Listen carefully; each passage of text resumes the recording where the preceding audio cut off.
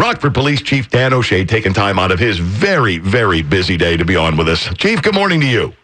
Good morning, fellas. How you doing this morning? Doing really well. How about yourself? Well, we have nothing to complain about. Keys still work, office still lights up, so we're good to go. Just like you, we looked at the essential list and we thought, well, somebody screwed up and put us on it. We understand where you're essential, but us maybe not so much. How is everybody doing in the police department? We looked earlier this morning, a story out of New York. 1 in 5 NYPD officers has called out sick. So we're doing pretty well. It was very public. One of our officers obviously tested positive. At any given point in time, we probably have 5 to 10 officers that are out for various illnesses, for whatever. So far, the virus itself has not been a huge causing deficiencies for manpower for us. How stringent is testing right now for you guys? I know you mentioned the officer that tested positive. Did any officer that was in contact with them also get tested, or are we just testing people that have symptoms? What's the protocol there? We're following the CDC and the Department of Public Health's guidelines. We're not just testing everybody as of yet because of the shortage of tests. If any of our employees feel sick, our standing message directive from me is stay home and contact your doctor. And then if their symptoms progress or show that they may have COVID, it's up to their doctor to get them tested, or just tell them to quarantine, stay home, and ride it out and find out if it's, you can find out, or they can try and find out if it's actual COVID, or if they just get better, then maybe they'll never know. When it comes to, we keep reading about difficulties around the country that police departments are having with the citizenry who are not respecting social distancing. You look and you see the cops having to run people off beaches down in Florida, in California. You got Laredo, Texas saying, look, we'll fine you $1,000 if you're leaving the house. You even had a chief of police down there have to dispatch his men to keep someone in a house who said they weren't going to self-isolate. They're going to keep themselves inside. I don't seem to hear about these sorts of difficulties, at least to this degree, here in Rockford. So far, we've been pretty fortunate. Most people are adhering to it. We have had some issues with some non-essential businesses opening up. Our legal department and our code department, occasionally will get involved, issuing cease and desist orders and get to that point. But for the most part, in general, the Rockfordians have obeyed the laws. There has been some issues at some park districts, some gatherings. So we're working through them, but over and above, most everybody is playing by the rules and playing nice in the sandbox, so to speak. Yeah, that's good to hear. We're not out and about like you guys are, so we don't get to see what's going on. If you could ask, citizens of Rockford to do, one thing to help you guys out right now, what's lacking right now in our behavior? We still continue to deal with a very small percentage of people who still want to commit crimes.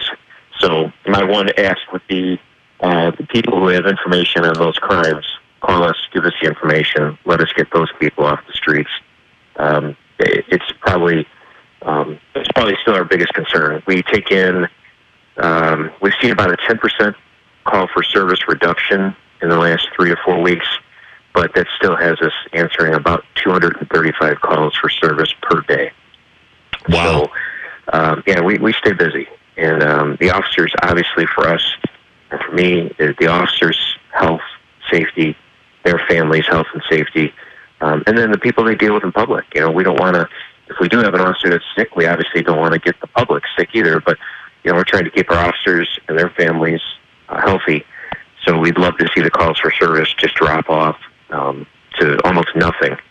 But there are people that still need us, domestic calls, theft calls, there's a variety of calls still, but the violent criminals still continue to be out there, and we need information from the public.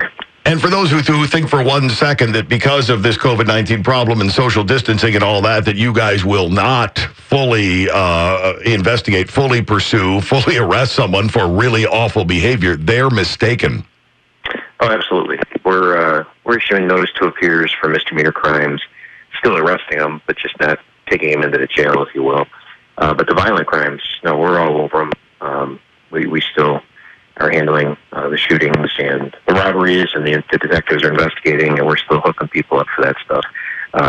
There's just some people that will never play nicely, and we'll continue to beat them back and throw them in jail. There's just people that just don't get it, so it keeps us busy. Chief, if one of our listeners is driving around and they see a group of people not obeying the social distancing rules, we just talked about how a lot of calls. We don't want to overwhelm you. Is this something, as the chief of police, you would like citizens to handle on their own to address it, or would you like a call, a notice? How do you want people to handle that?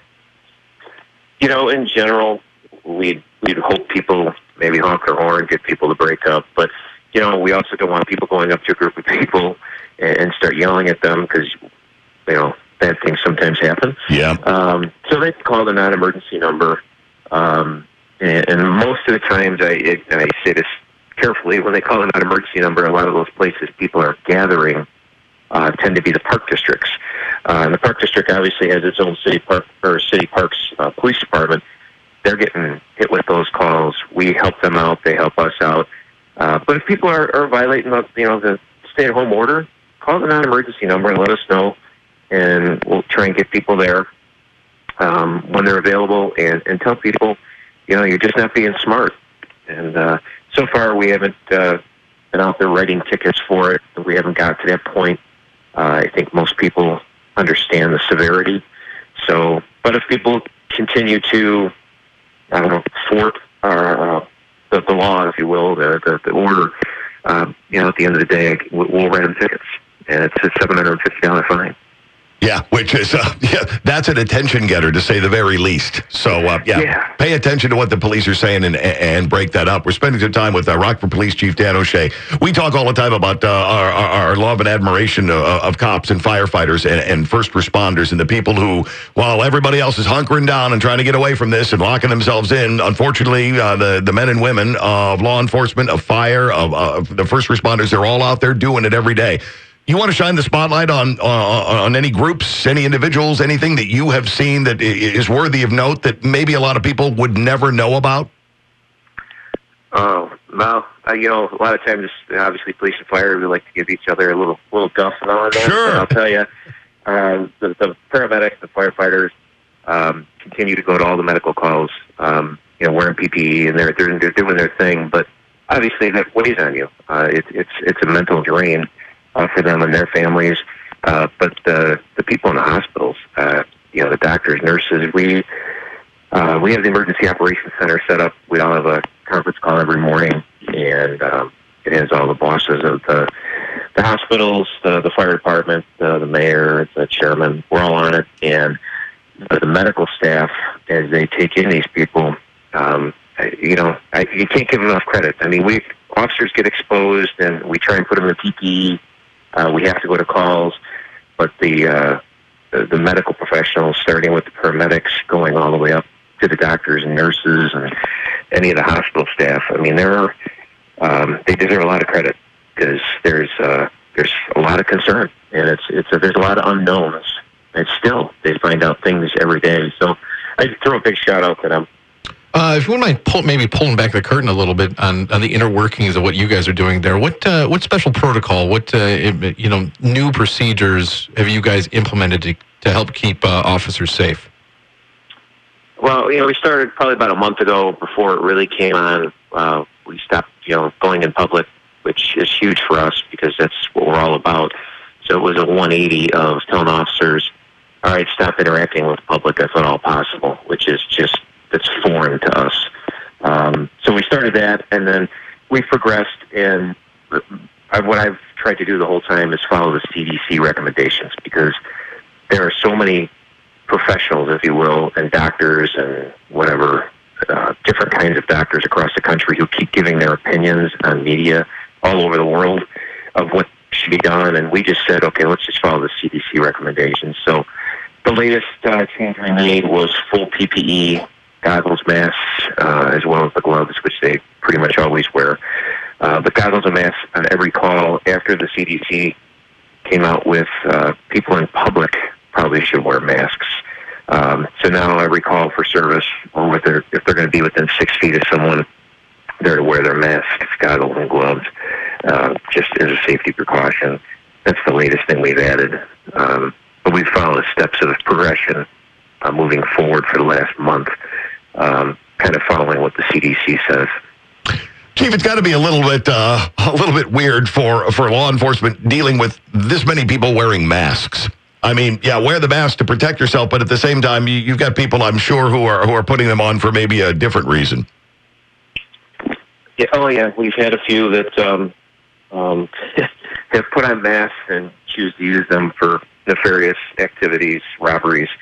So it is different, but someone walking in the middle of the daytime with a mask on along a park, path, exercising, generally will look different from someone who's in a dark alley at night wearing a mask.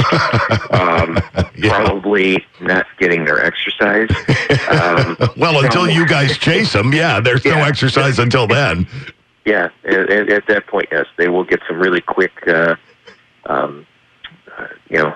on their legs and a little cardio for them, and hopefully us or our teammates run a little bit faster. But it's a challenge, and it's just a challenge because we can't talk to people like we normally do, and it's obviously one of our biggest goals of the police department is to engage with the community, and now it's a 180. Don't engage with the community. So it's tough, but we'll get through it like everybody else.